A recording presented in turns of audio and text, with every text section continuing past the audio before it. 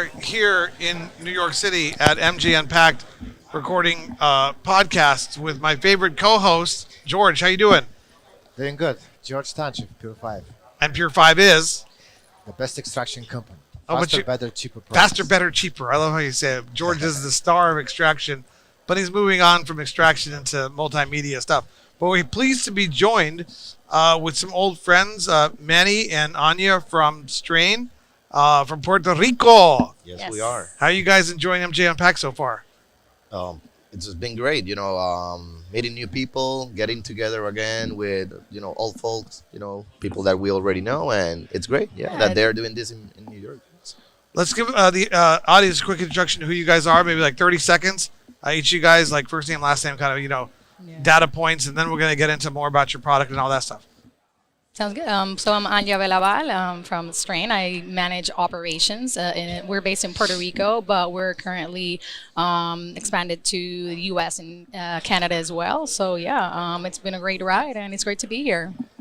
Yeah, I'm Manny Ramirez. I'm the CEO at Strain, and I'm also from Puerto Rico. And as Anya mentioned, yeah, we are basically expanding our technology company into multiple markets right now, and yeah, great to be here.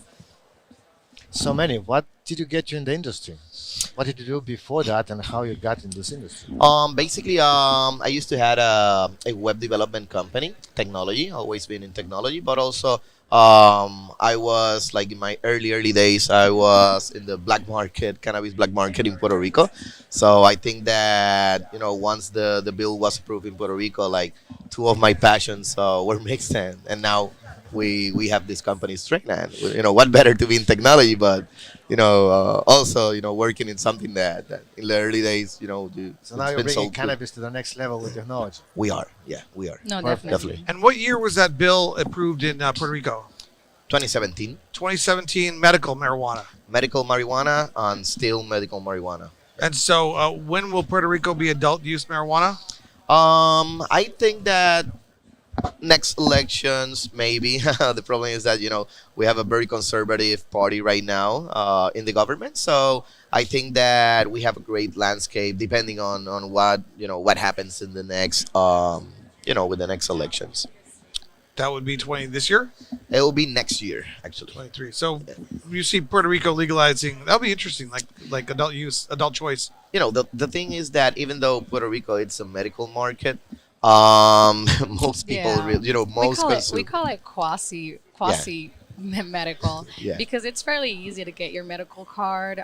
It's pretty accessible, and yeah, it's a very active market. And most consumer, even though they have their medical cards, I think I can say Yeah. like the vast majority, maybe a 65%, are really using cannabis not as a medical, from the medical standpoint, but More more recreational. recreational. Yeah.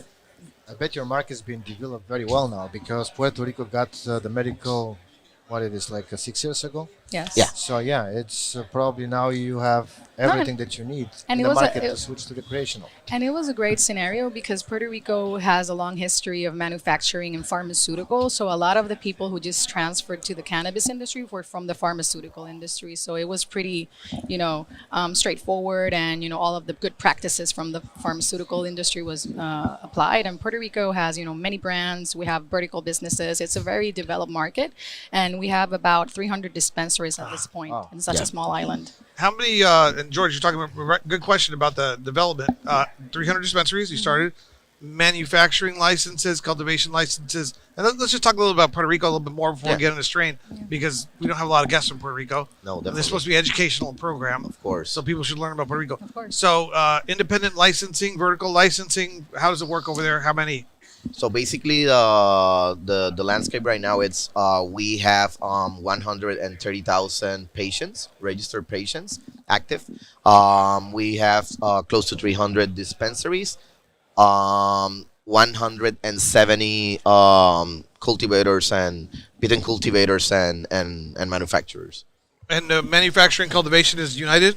Not really. If you have a vertical license, then you have both. But no, they are separate. Yeah. Interesting. I wonder if they're using Pure 5 machines. Pure 5 machine. Not Yeah. sure, but I can certainly help Yeah. you get into the market. Yeah.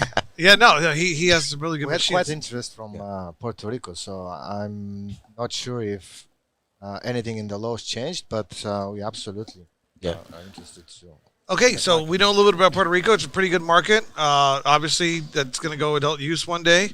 It will. Is it a cap licensing? Are there Right now, Yes. yes. In terms of patients or the businesses. number of dispensary No, licenses? yeah. Yeah. Now we have a cap, and basically the cap is like those 300. The licenses are closed right now because like and I can tell like any other market out there, not even US, like also Canada. There's a lot of way too many dispensaries or retailers than consumers. So that was affecting very much to the actual dispensaries that we have. So yeah, the government just put a cap on them. So no more No dispensaries can be licenses open. will Yeah. be granted. That's Yeah, interesting. at least. That's interesting. In our free market economic approach at MITA, we like to say that it's not the government's business to determine how many people should be in business. But Yeah. I also think that I totally agree with that. But the problem is that when you have such a control environment as well on medical markets, also we tell the government like, okay, but what are you doing to expand the medical cannabis market in terms of adding more patients? Right. So how do we spread awareness? How do we get all those people like seniors that the dispensary cannot reach to them because of I don't know if they live in a home in a home that receive federal money, the dispensary cannot go there to sign up patients or deliver products to them. So government, we tell the government that they have to keep pushing the medical cannabis licenses or Yep. market and awareness, but on the other side we cannot tell them like, hey, don't define the business landscape, or don't put a cap to the dispensary licenses, because in the end then we have no patience. So what will happen is that what's happening right now, there are store closing operations and all that, and Prices, I like think the that prices, they're competing so Oh, hard. They're yeah, dropping prices and there's a price war right now. yeah. Yeah, and then, that gets into really interesting economics.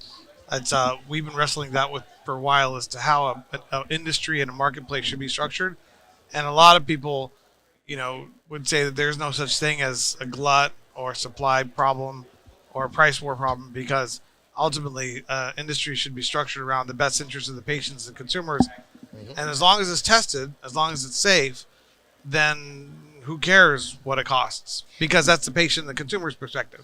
Yeah, and it relates a lot, and we talk about this at Strain, and we are very focused right now on customer service, customer retention. So you can, it doesn't matter the pricing. For example, cookies, are they the cheapest out there? They are not. They have brand. So Right. they already find their secret sauce, and it's the same for everyone. So whether it's customer service when you go into the store and they know your name, they know what you like. That's what really means to that's something that really it's important to the customer. Of course, not everyone. There are different customer profile. There's the customer that goes every day into this cannabis marketplaces to find just the lowest deal, right? But there are other customers that they want something else. And the point is, if they're going to compete, they're better off competing with a partner like Strain because course. Strain helps give them an advantage over the competition. Definitely. Yeah, yes. So definitely. tell us about Strain.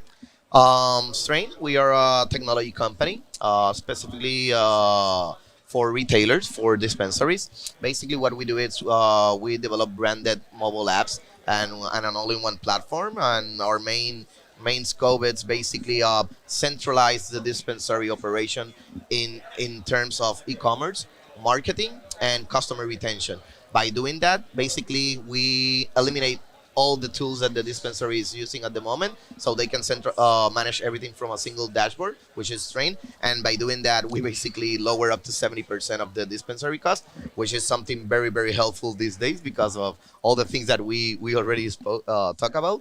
And yeah, and basically that's what we do. So any dispensaries hearing this, just reach out to us. something very important. We know that the industry is it's over. It's going through rough times right now, and we are positioning ourselves as that helping hand, helping any retailer, one location to two location, small retailers, so they can receive free e-commerce, right? So they don't have to pay that's close to $4,000 a year. So we are helping them. Of course, we are doing this because we want to help them. We are partnering with a lot of POS in this in with this strategy, and so they can have at least one tech company helping them because nowadays it's all technology companies like knocking on their doors just more money, more money, and I think that's because they owe a lot to investors. We don't owe anything to investors. We are our own investors. So yeah, we are doing that for the community and the cannabis industry. So at least they can have someone to help them. No, and Savings. I'm Yep. sorry. Yeah, go ahead. No, I was just gonna add that Puerto Rico was a great scenario, like to test our product because initially we just launched the white label mobile app. That's what that's like our flagship product.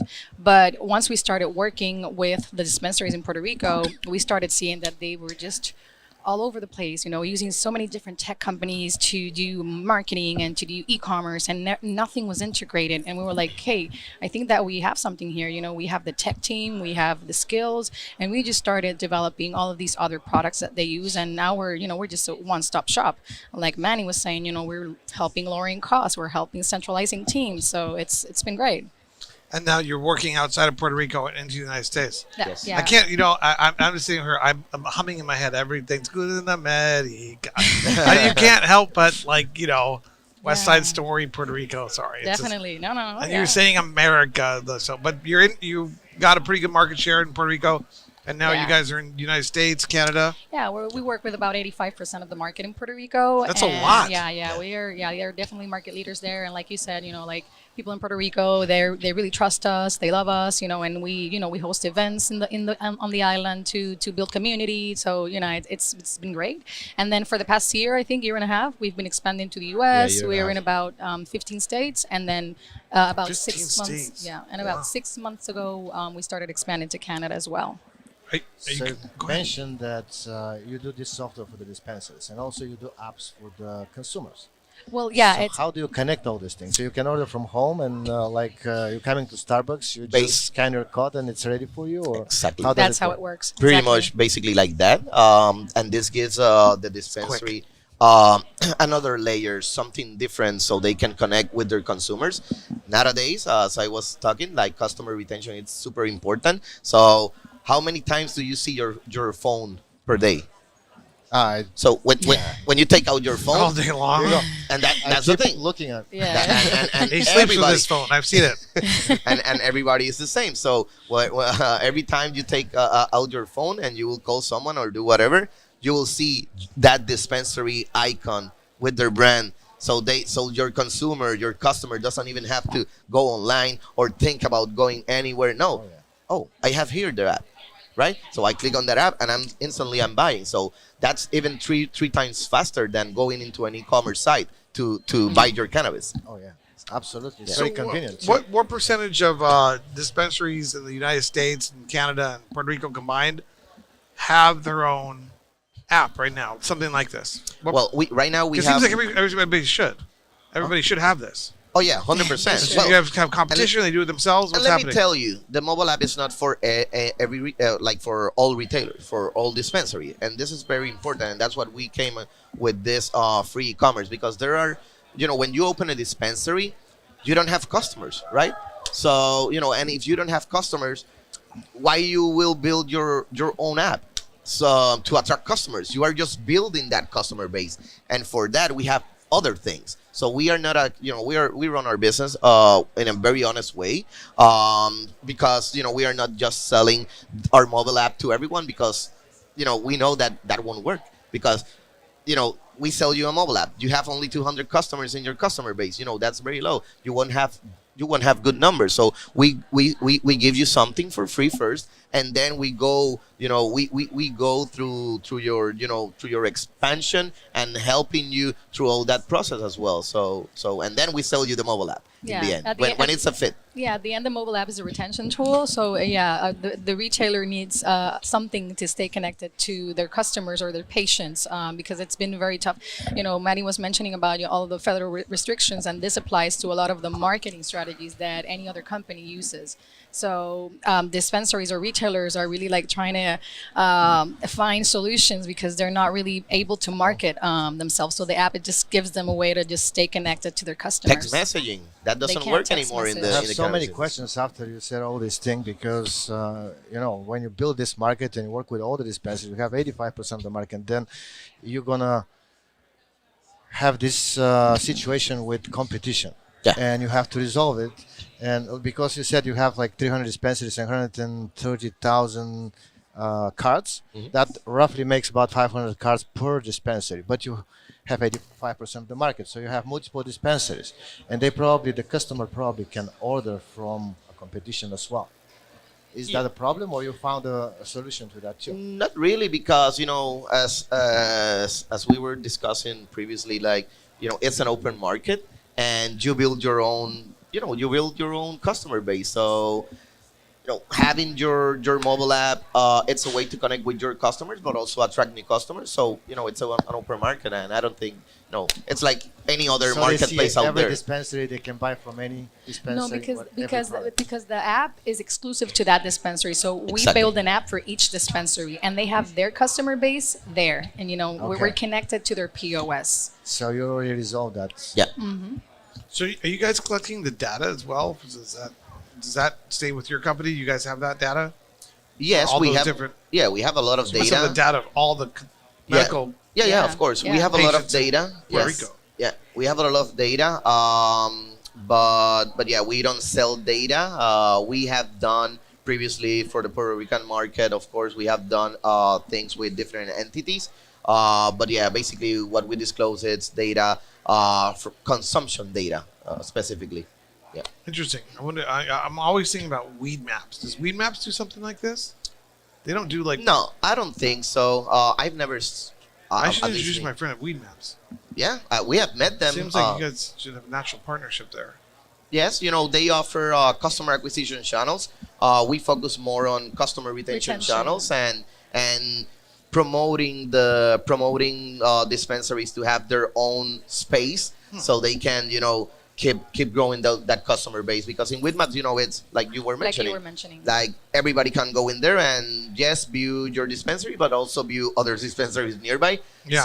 So yeah. That's absolutely amazing. But you're also a writer. You have a magazine or something. No. We write blogs. We are and we collaborate with with a lot of with the magazines. magazines in Puerto Rico. We have two main Yeah. cannabis magazines in Puerto Rico, Yeah. and we collaborate. We write for them. Okay, yes, for some about reason I thought tech. you were a publisher or something. No, actually, we are here with one of those publishers in Puerto Rico. Yeah. It's called Jaime, and he's from Sense Magazine. Okay. So yeah, I will introduce you to him later. You must be noticing there's a lot of New Jersey and New York retail people around. Oh yeah. I met a whole bunch of them already. I met so many, even Latinos. One from Dominican Republic, Happy Monkey, last night. And it was great, So- because. So this is a good conference for you guys to be at. Oh no, definitely. And Definitely. it's an emerging market right now. It's starting, and I think it's the best time right now. And events like this, and it's great for us because we can connect with new people from this industry, and also get together again with people that we already know that can Yeah, reconnecting. connect us with more dispensaries, and definitely that's very important. I'll definitely have to come out and visit you guys in Puerto Rico. It's been years Yeah. since You I've have been to. there. Remember, Yeah. we have. Yeah, go ahead. No, I was telling your team that we have a golf tournament every year. Yeah, when is that golf every tournament again? March, in March, it just passed this one, but every March we throw an annual golf tournament, and it's a great event. The industry loves it. It's actually, I think, the only event right now in the industry focused on like C-level members of the community. Yeah, Because executives. a lot of the events in Puerto Rico are patient focused. Like education, and that's great. But there's also a space to build community. Within our the industry members. So how do people find out about the golf tournament, about Strain, about you guys? How's the LinkedIn, emails, Yep. Yeah. websites? There you Yeah, our website is SwitchToStrain.com. SwitchToStrain.com. SwitchToStrain.com. Yes, SwitchToStrain.com. On if they want to know more about the golf, just reach out to us. Either Anja Belabal on LinkedIn or Manny Ramirez on LinkedIn as well. Yeah, and social media, just the Strain app and the on Strain app. Instagram, the Strain app as well, and LinkedIn. We always share our events, and yeah, definitely, you guys have to join us next year. Yeah, no, definitely. Very cool. We're looking at doing a Media USA golf series, but We can help on that. Yeah, we already know. We have a lot of experience on that, so count on that. Yeah, and we'll Just- help building that. yeah, but you only have so much time in the day, and there's so much you can do. And I don't know, Yeah. but yeah, we'll definitely work. Put it this way: we already have like a golf event template that we can go through. So Well, we do two big golf but tournaments, they do. Yeah, they, I know, I I've know, I seen know. it, but I've we seen could, it. We work can bring together. And more it's people, also a definitely. give back initiative. It's such our golf tournament is as well. So that's Yeah. great, and it's an I- important part of. I hate golf. I'm just saying. I don't I play love golf. the I event. love The golf soccer tournaments. tournament. Why don't we do a soccer tournament? we know there's someone on our team that can definitely help us on The that. Cannabis. Oh, so our producer's saying Do you like golf? we're out of time with that. I bring a lot of. He likes You play it. on the when I play golf. I don't get it. If I'm gonna go and You don't walk have- in the park, it's gonna Everybody be outside. just have so much fun. It's just Oh, to yeah. Absolutely. to build community. And they all want to drink. I don't know. Anyways, but so thank you for being here. No, thank you for having and we look us. forward to having you on another Meet Unshackled sometime next year. Yeah. We'll be cruising around the different conferences. I know you guys will. And thank you, George, for Yeah. as always. Yeah, thank you. Appreciate Thank being you. here. Thank you. It's a Nice pleasure, meeting you. George. Absolutely. Thank you. Love your hat.